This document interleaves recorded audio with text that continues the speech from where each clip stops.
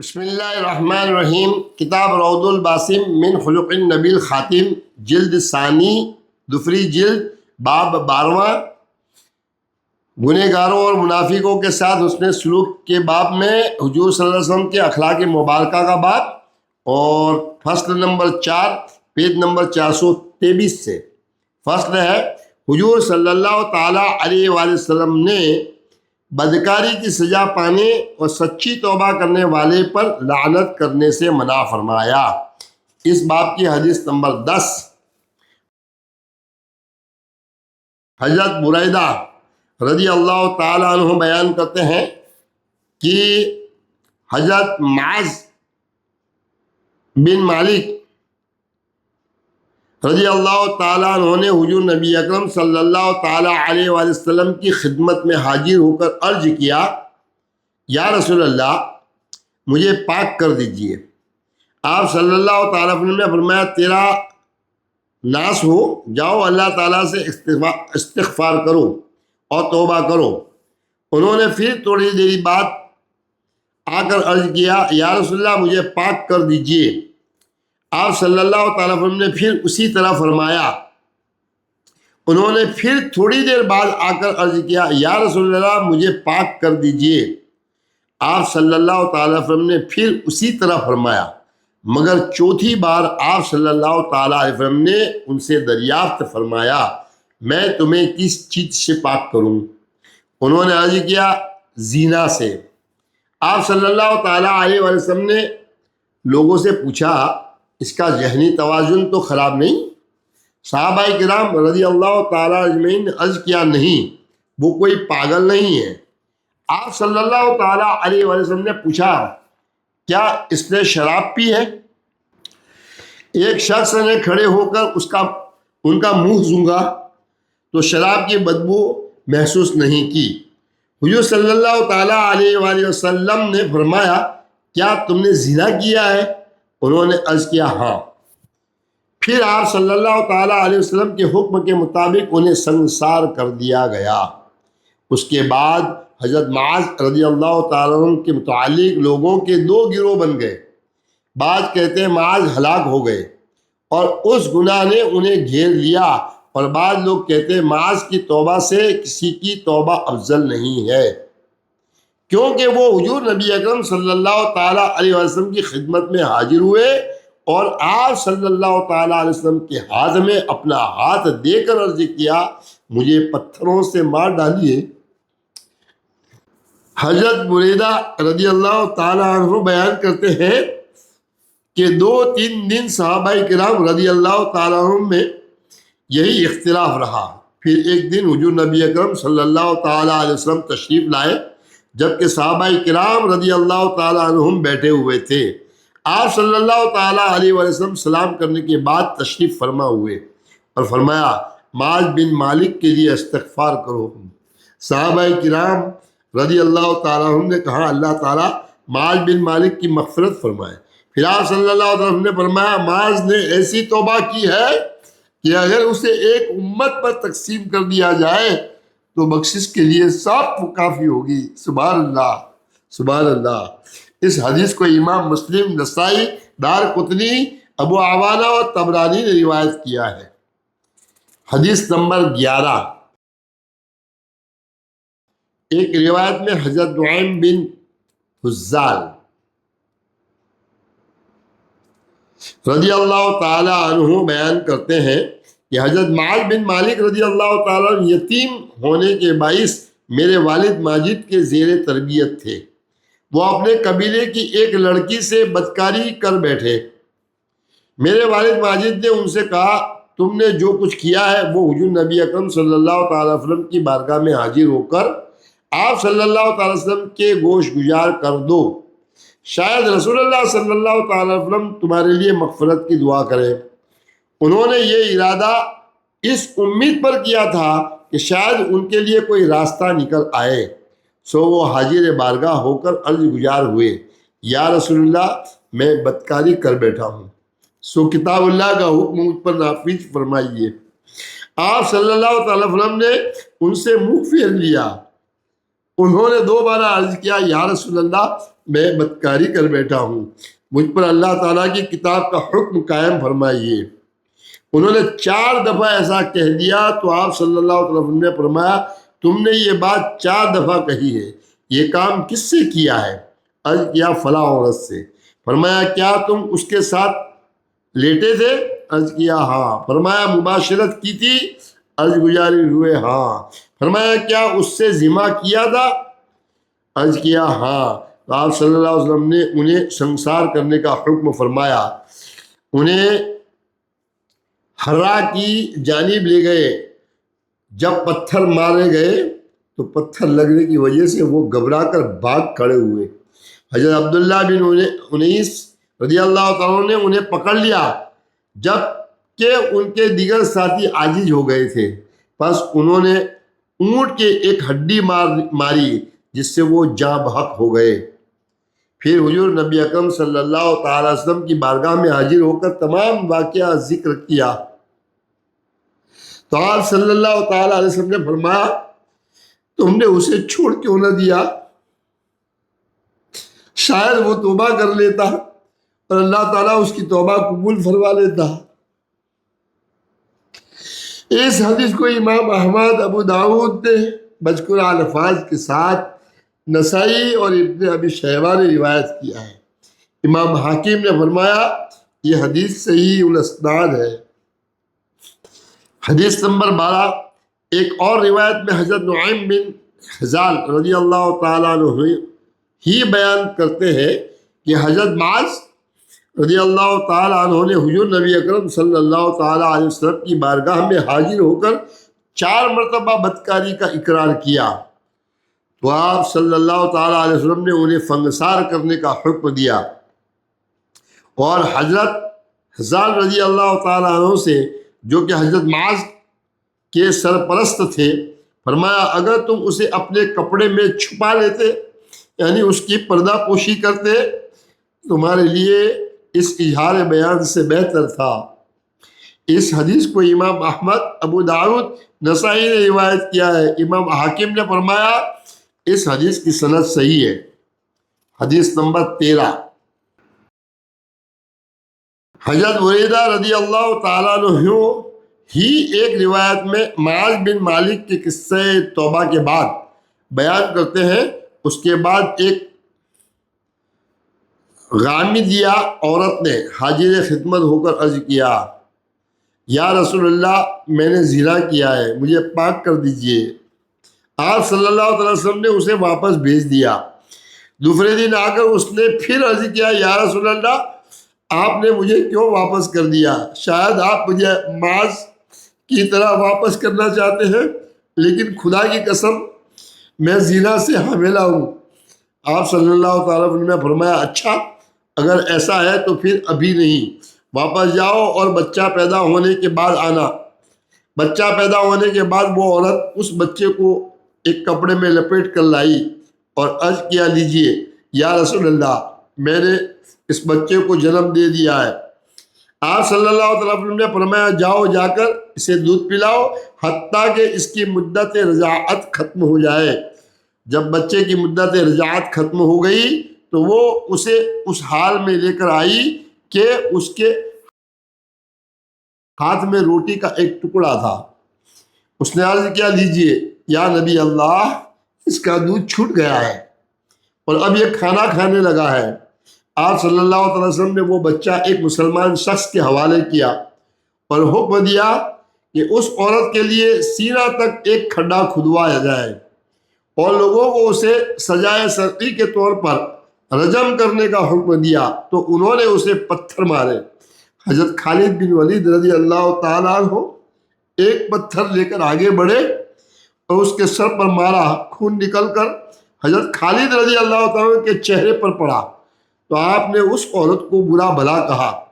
حضور نبی اکرم صلی اللہ تعالیٰ وسلم نے انہیں برا بھلا کہتے ہوئے سن کر فرمایا اے خالد ایسا نہ کہو، اس عورت نے ایسی توبہ کی ہے کہ اگر جلمن خراج لینے والا بھی ایسی توبہ کرتا تو اسے بخش دیا جاتا۔ پھر آپ صلی اللہ تعالیٰ علیہ وسلم نے اس کے بارے میں حکم دیا اور اس کی نماز جنازہ پڑھی، بعد ازاں اسے دفن کر دیا گیا۔ اس حدیث کو امام مسلم، احمد، ابو داؤد اور نسائی نے روایت کیا ہے۔ حدیث نمبر 14۔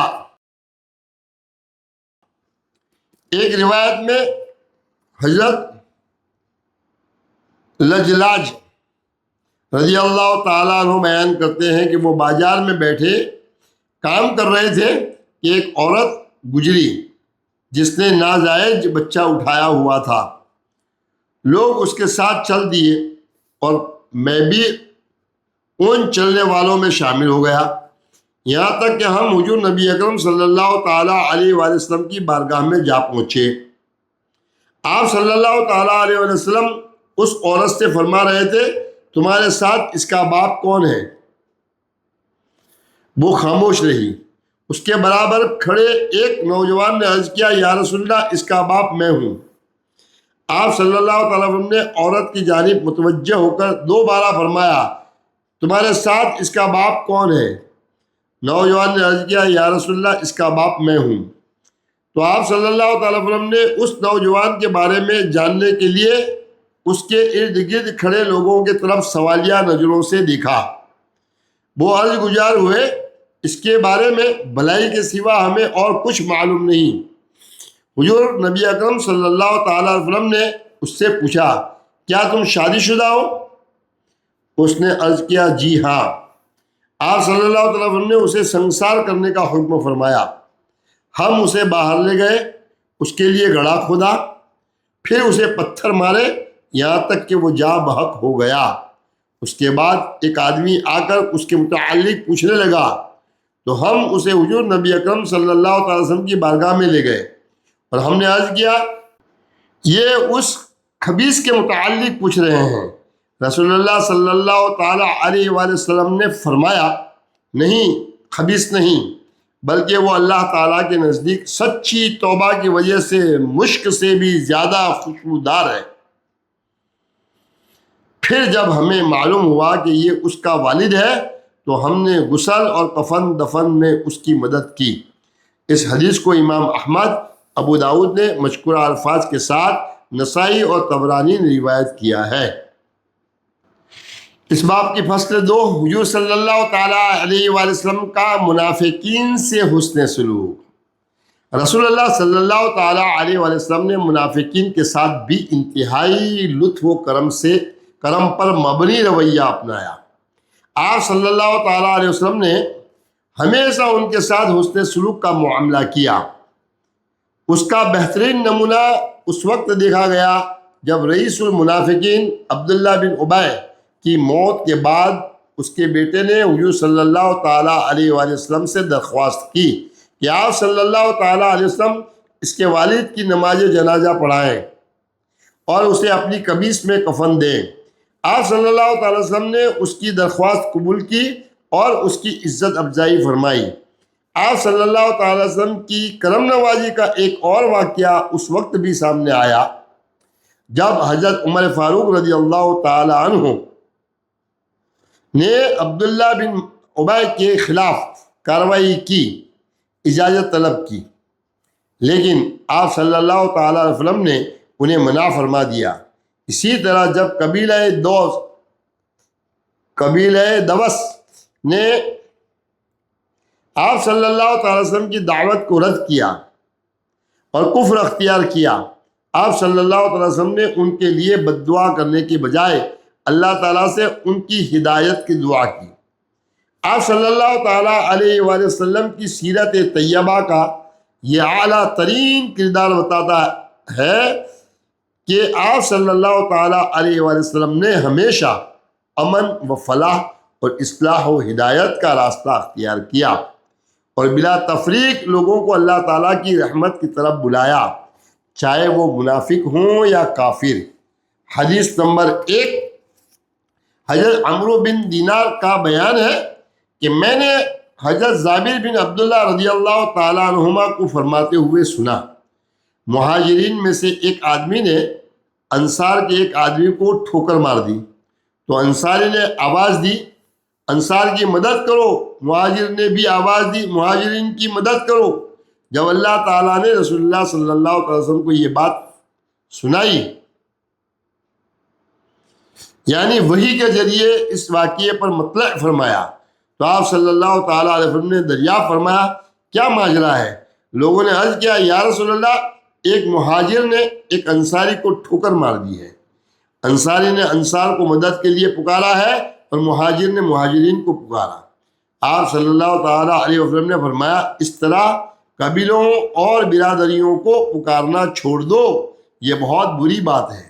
حضرت جابر رضی اللہ تعالیٰ عنہ بیان کرتے ہیں کہ جب حضور نبی اکرم صلی اللہ تعالیٰ علیہ وسلم نے مدینہ منورہ کی جانب ہجرت فرمائی تو انصار تعداد میں زیادہ تھے، لیکن بعد میں مہاجرین کی تعداد زیادہ ہو گئی۔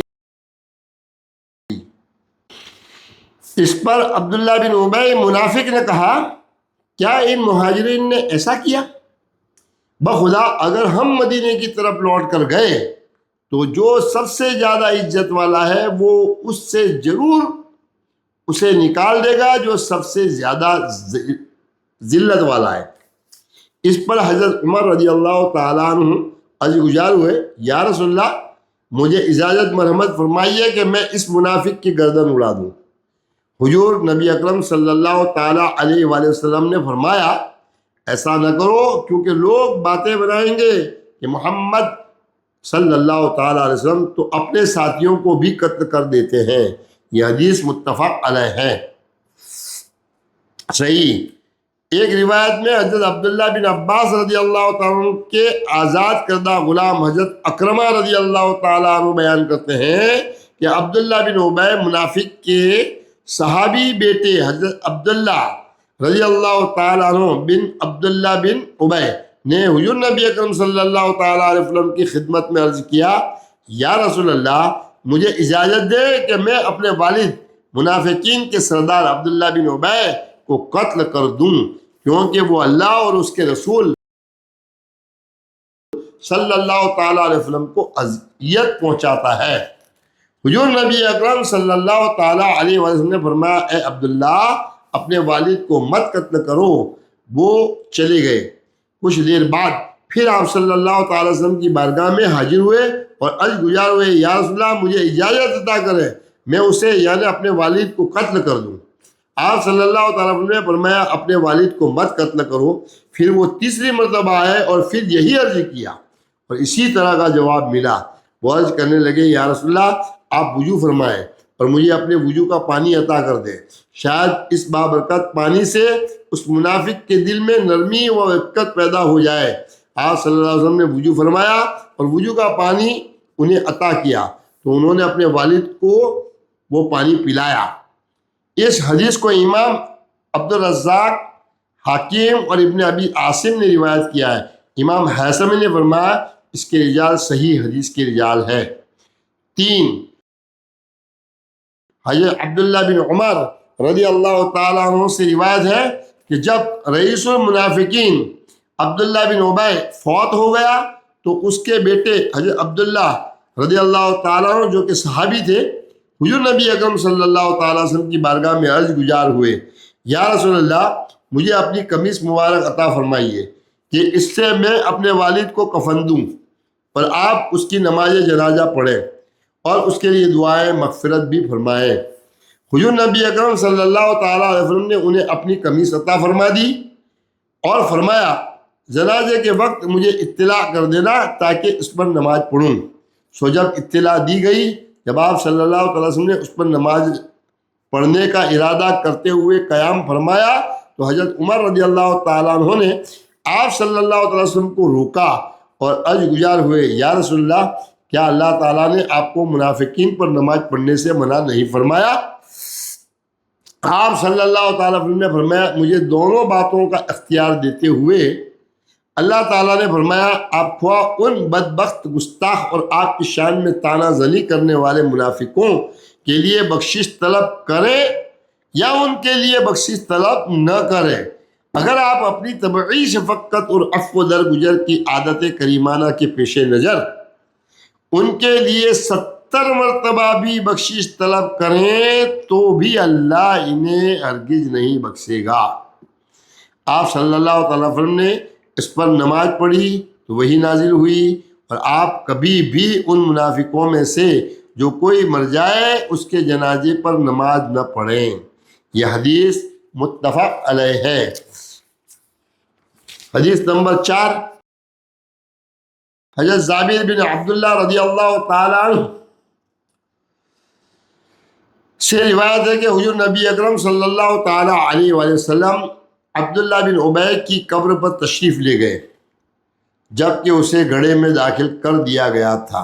آپ صلی اللہ تعالیٰ علیہ وسلم کے حکم پر اسے باہر نکالا گیا تو آپ صلی اللہ تعالیٰ علیہ وسلم نے اسے اپنے گھٹنوں پر رکھا، اس پر اپنا لعاب دہن ڈالا اور اپنی قمیص اسے پہنائی، کیونکہ اس عبداللہ بن ابی نے آپ صلی اللہ تعالیٰ وسلم کے چچا حضرت عباس رضی اللہ تعالیٰ عنہ کو قمیص پہنائی تھی۔ حضرت سفیان اور حضرت امام ابو ہارون یحییٰ نے فرمایا اس وقت رسول اللہ صلی اللہ علیہ وسلم کے جسم اطہر پر 2 قمیص تھیں۔ عبداللہ بن ابی کے بیٹے حضرت عبداللہ رضی اللہ تعالیٰ عنہ جو کہ صحابی تھے نے عرض کیا، یا رسول اللہ میرے باپ کو وہ قمیص پہنائیے جو جسم اطہر سے لگی ہوئی ہے۔ حضرت سفیان نے بیان کیا کہ لوگوں کا خیال ہے کہ حضور نبی اکرم صلی اللہ تعالیٰ علیہ وسلم نے اس لیے عبداللہ بن ابی کو اپنی قمیص پہنائی کہ اس کے احسان کا بدلہ ہو جائے جو کہ اس نے آپ صلی اللہ تعالیٰ علیہ وسلم کے چچا حضرت عباس رضی اللہ تعالیٰ عنہ کو اپنی قمیص بطور کفن پہنا کر کیا تھا۔ یہ حدیث متفق علیہ ہے۔ حدیث نمبر 5، حضرت ابو ہریرہ رضی اللہ تعالیٰ عنہ کا بیان ہے کہ حضرت طفیل بن عمرو دوسی رضی اللہ تعالیٰ عنہ اپنے ساتھیوں کے ہمراہ بارگاہ نبوت صلی اللہ تعالیٰ علیہ وآلہ وسلم میں حاضر ہو کر عرض گزار ہوئے، یا رسول اللہ قبیلہ